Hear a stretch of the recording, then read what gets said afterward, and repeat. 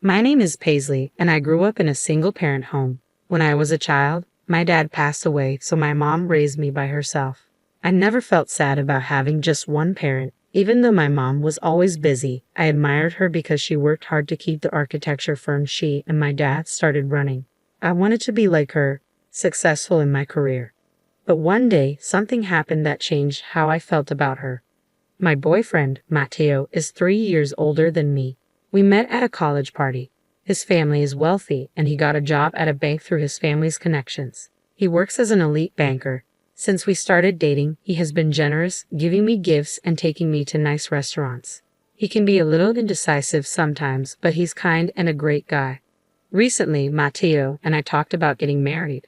I just graduated from college this spring and started working, so getting married right away is difficult. Plus, I want some time for myself, but we both think it would be nice to start a family together soon. Today, I'm meeting Matteo's parents to get to know them and talk about our plans to marry. It's my first time visiting their home. To make a good impression on his wealthy, middle-aged parents, I worked hard on my outfit, hairstyle, and makeup to look charming but natural. I want them to see me as a good match for Matteo. With these thoughts, I headed toward the front door to leave the house. "Mom, I'm heading out. I'm going to visit Matteo's house today," I said. "Oh, right. Make sure to be polite," my mom, who was working from home, said, looking up from her computer. "I know. See you later," I said, leaving the house feeling excited. After taking a train and a bus, I arrived at Matteo's house in the neighboring town. It's a huge house like something out of a fairy tale. I had Matteo tell me his parents' favorite cake shop beforehand, and I bought a cake there. I rang the doorbell. "Ah, Paisley, we've been expecting you." "Welcome," Matteo greeted me with a gentle smile as I stepped inside. When I entered the living room, I realized how spacious and grand the house was. The decor was elegant and fancy, making me feel the wealth of Matteo's father, who is a bank executive. "Nice to meet you. My name is Paisley," I said, feeling a bit intimidated but still smiling and bowing my head to greet them. "Welcome, Paisley. We're pleased to meet you. Please have a seat. I'll prepare some tea, so please wait a moment," Matteo's mother said warmly. "Paisley, I'm Matteo's father. Welcome to our home. Please make yourself comfortable," said my future father-in-law. Matteo's parents were kind just as I imagined. They seemed like a perfect family in a fairy tale. We started talking over the tea and cake I had brought. His mother was a great talker, and his father was a good listener. Matteo joined in sometimes and nodded along to my stories. I thought this happy time would last forever, but everything changed when we talked about my family. "So, you lost your father at the age of 5, and then your mother raised you alone? Paisley, she must be a wonderful woman. I respect her as a fellow mother. The fact that you've become such a wonderful woman is a testament to your mother's upbringing. We need to learn from her as parents," Matteo's mother said, praising my mom and me. "Yes, my mother is indeed my role model," I replied, feeling hopeful about having a good relationship with Matteo's family.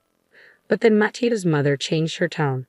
"However," she said, "coming from a single-parent household and being self-employed, I'm afraid it's not quite suitable for you to become Matteo's wife." Matteo's father nodded in agreement, adding, "It's a matter of trust and stability. We're concerned about potential financial issues and the reliability of such a background." I was shocked. They had just praised me, and now they were calling me unsuitable. I didn't know what to say and instinctively turned to Matteo for support. "Mom, Dad, not this again. What does it matter, her family situation? It's a minor fact," Matteo defended me.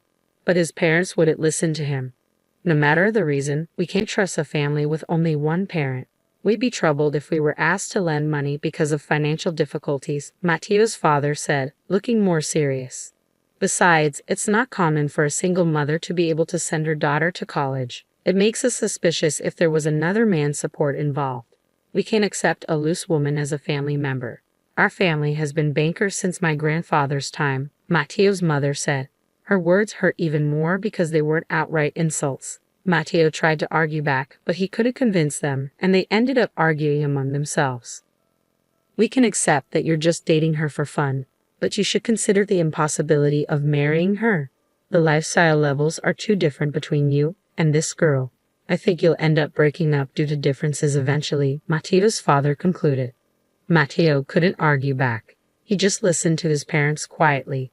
Finally, he turned to me with his head bowed. I'm sorry, Paisley. I can't marry you after all, he said.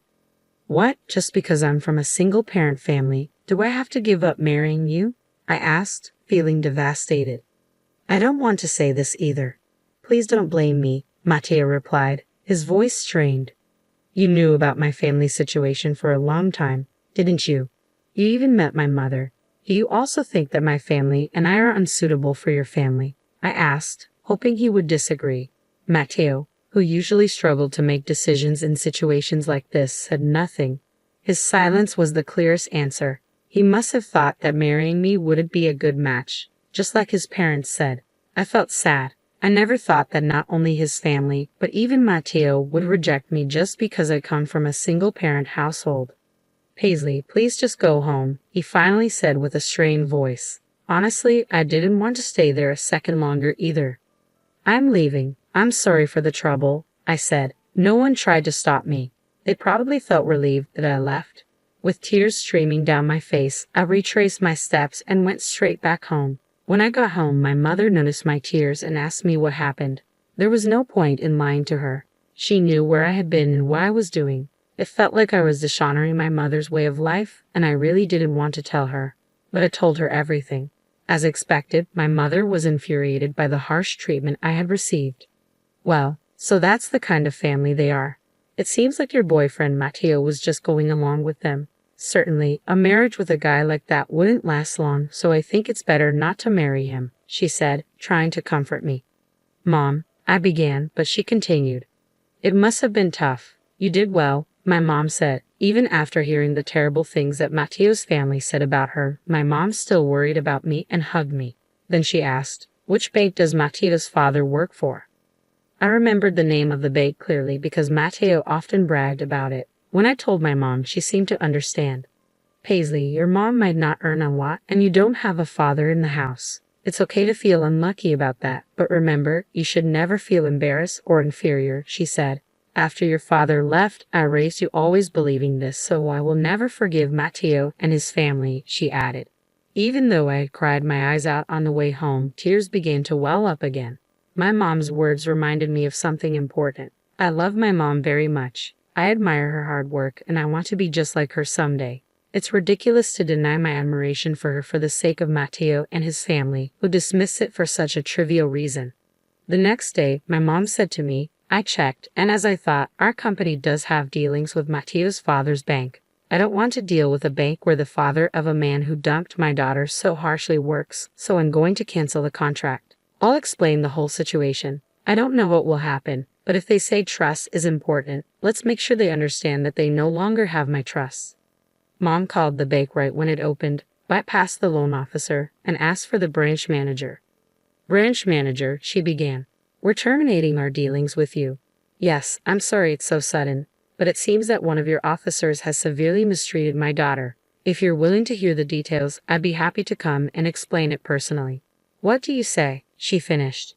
I overheard my mom's conversation just before I went to work. I knew she was going to terminate the contract, but I didn't know what would happen next. I didn't understand what it meant until a few days later when I got a call from Matteo asking me to meet him at a nearby park. When I arrived, Matteo and his parents were there.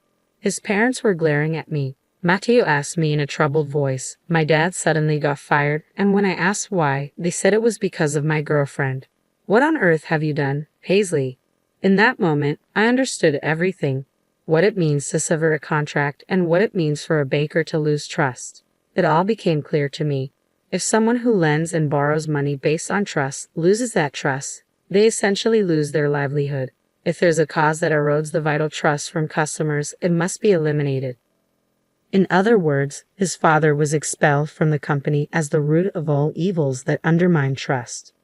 What I discovered later was that Matteo and his father, just like they did with me, looked down on customers who they considered poor, causing them all sorts of problems. It seemed it was only a matter of time before they were fired. The final straw was just a call from my mother. This wasn't something I accomplished through my own strength. I don't possess such power, but it was something my family did for me. I should tell them this proudly and confidently. You insulted my mother, so she retaliated with her power, I stated. Matteo's father responded incredulously, What? There's no way a company run by the parents of a poor girl like you could have enough influence to get me fired just by filing a complaint.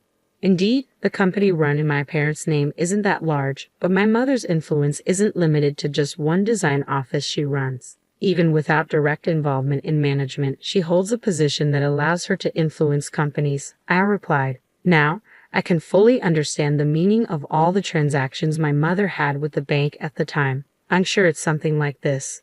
My mom's company itself isn't large.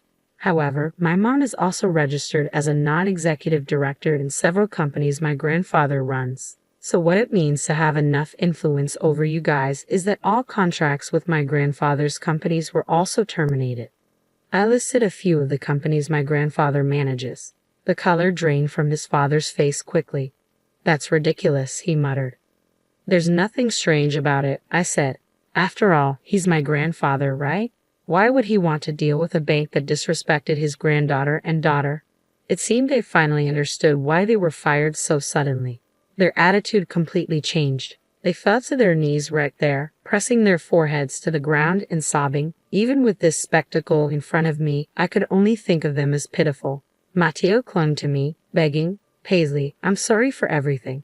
I was truly serious about wanting to marry you. I just thought you should go home for a while because my parents were being difficult. He was making excuses, trying to save himself. But I was done with him. I shrugged off his weak arm and told him, my mom is amazing, isn't she? She's my role model. I don't want anything to do with you anymore. I really hate you now for disrespecting her. I'm going home because my mom worries. Goodbye, and please never contact me again. I turned and walked away. Too weak to chase after me, he could only watch silently as I left, kneeling on the ground just like his parents. After that, his family, now unemployed, couldn't maintain their lifestyle. They started selling their cars and luxury goods one by one, and eventually they even had to sell their house. Hearing this from my mom and grandpa, who heard through the bank, I felt deep down that I dodged a bullet by not marrying him. He will likely continue to struggle with his pride and financial issues. I hoped he would learn to live within his means, and my mother and I laughed about it. As for me, I just started working. There are more things I can't do than things I can, but I've learned a lot from this experience. Of course, I want to be better at choosing a partner, but I also want to become stronger myself. My goal remains unchanged. I want to be a successful, strong working woman like my mother. To protect and support my family like she does, I want to work hard every day to become a strong woman.